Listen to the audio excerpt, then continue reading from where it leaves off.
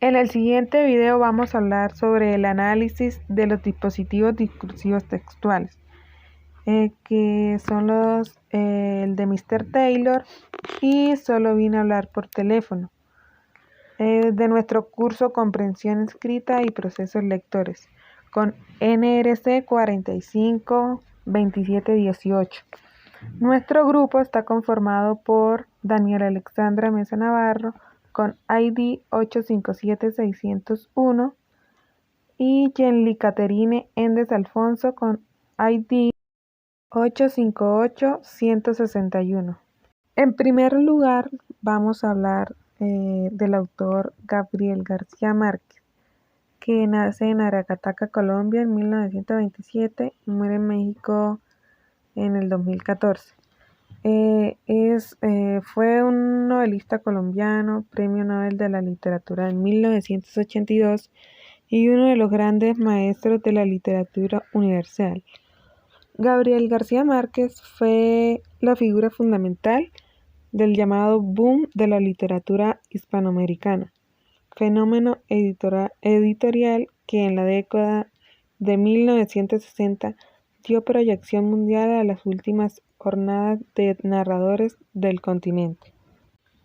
En todos ellos era palpable la superación del realismo y una renovación de las técnicas narrativas que entroncaba con la novela europea y estadounidense de entreguerras. García Márquez sumó a ello su portentosa fantasía y sus insuperables dotes de narrador, patentes en la obra que representa la culminación del realismo mágico, 100 años de soledad, de 1967. En su cuento Solo vine a hablar por teléfono, habla de que una chica tiene por nombre María de Cervantes, la cual tiene 27 años, ella estaba en vía hacia Barcelona. Por cierto, esa tarde llovía mucho y justo en ese instante se le dañó el carro. Y con el paso del tiempo de estar parada completamente sola, le ofrece ayuda al chofer de un autobús, indicándole que no iría muy lejos. María le hace la aclaratoria diciéndole que solo necesita es un teléfono para poder comunicarse y así no se preocupe su esposo, ya que la espera para unos compromisos. María estaba tan urgida de salir de la situación donde estaba, que se le olvidaron las llaves del carro. Al subirse al autobús notó que habían muchas mujeres de distintas edades, con facciones y condiciones diferentes y en su mayoría estaban dormidas. Y ella se acostó en el asiento sin percatarse y se quedó dormida. Cuando logra despertar estaba completamente de noche y ella no sabía dónde estaban, ni menos pues en la noción del tiempo. María solo decía: necesito un teléfono para comunicarme con mi esposo. Ella le cuenta a una de las chicas qué fue lo que pasó, pero lamentablemente nadie le cree su historia, por lo que la encerraron en un cuarto. Y ahí ella se da cuenta que es un recinto de enfermos mentales. Al fijarse ella de esa situación, su primera reacción fue escapar de ese lugar. Pero una de las que hacen la guardia se dio cuenta y de manera automática la detuvo, paralizándola con una llave. Y pues con mucha casualidad María consigue hacer la tan esperada llamada y se comunica con el esposo. Al atender no la escuchó, sino que empezó a pelear con ella para luego colgarle el teléfono. Y ahí logra mandarle un mensaje a su esposo. El esposo llega al hospital. El director de este lo atiende haciéndole un informe sobre el estado mental de María. No tenía ni idea cómo había llegado hasta ahí. Pero esto dejó inquieto al director, así como el saber de qué manera Saturno había recibido la noticia para llegar hasta su esposa. María tenía un estado de salud mental un tanto afectada, por lo que el director le sugiere que no se la lleve, por lo que la mujer pasa un tiempo y donde Saturno la visita. Tristemente se confirma que la enfermedad de María es irreversible y está completa desquiciada. Luego de este diagnóstico, Saturno continúa su vida olvidando a María, regresando a su país, donde se casa nuevamente. El análisis de este cuento es que hace ver la importancia que tiene la confianza en la vida cotidiana, pues si se da demasiada, puede uno llegar a caer en lugares donde nunca lo imaginó. y donde en este caso le provocó la desgracia a María.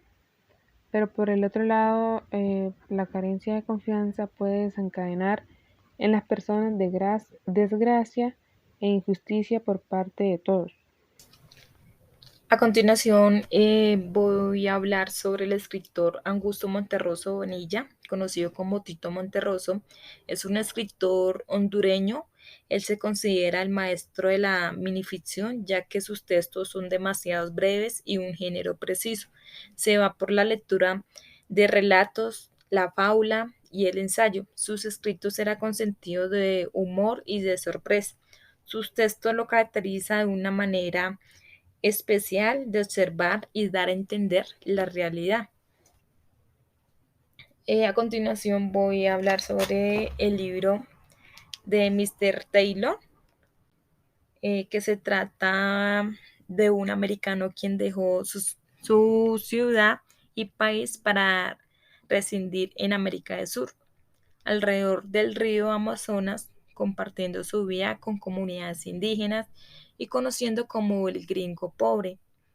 Al buscar qué comer, decidió salir del pueblo donde se encuentra a una indígena quien le regaló una cabeza humana reducida.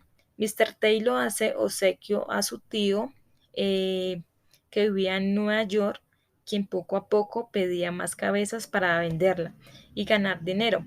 Mr. Taylor ignoraba aquel hecho por lo que seguía enviándolas. Al entender que su tío estaba abusando de su amabilidad, le propuso crear una empresa en la que obtuviera y remitiera las cabezas al tío, quien las vendiera. Mr. Taylor obtuvo de las autoridades el permiso para exportar las cabezas y la exclusividad de este comercio. La economía del país se desarrolló de manera extraordinaria. Mr. Taylor fue designado como consejo particular del presidente constitucional. Pero es lógico saber que si tenemos la cabeza de un humano, significa que cada vez la población se rebajaba y la cantidad de cabeza también.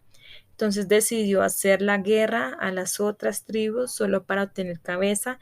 La población ya no creía en las cabezas reducidas. La crisis siguió. La empresa estaba de una situación catastrófica y al descubrir la cabeza reducida de un sobrino, Mr. Roth quedaba marcado por sus acciones. El mensaje que quiere transmitir con este libro es el rechazo a las potencias mundiales y a los gobiernos que toman las decisiones sin ver cómo afectan al pueblo, solo por interés propios a sus beneficios. También podemos resaltar actitudes que somos notables como lo es el materialismo y la ambición. En el caso de Mr. Taylor y el tío buscando más cabezas, también podemos ver que el capitalismo y el consumismo en la venta y en la compra de las cabezas. Y por último, las similitudes que podemos encontrar en las dos lecturas. En ambos discursos evidenciamos que los protagonistas tuvieron un giro en sus vidas. Ambos terminaron no de la mejor manera. A diferencia, pues que María no tuvo opción, pero Mr. Taylor sí. María terminó en la situación que terminó a causa de las personas que no creían que ella iba por un teléfono. Pero Mr. Taylor terminó de muerte a causa de la avaricia, de querer más. Tenemos desconocimiento de cómo hacer nuestras vidas en un futuro. Siempre nos proyectamos a corto, a mediano o a largo plazo. Pero lo único que no sabemos es si en realidad estas proyecciones se harán realidad. Muchas gracias.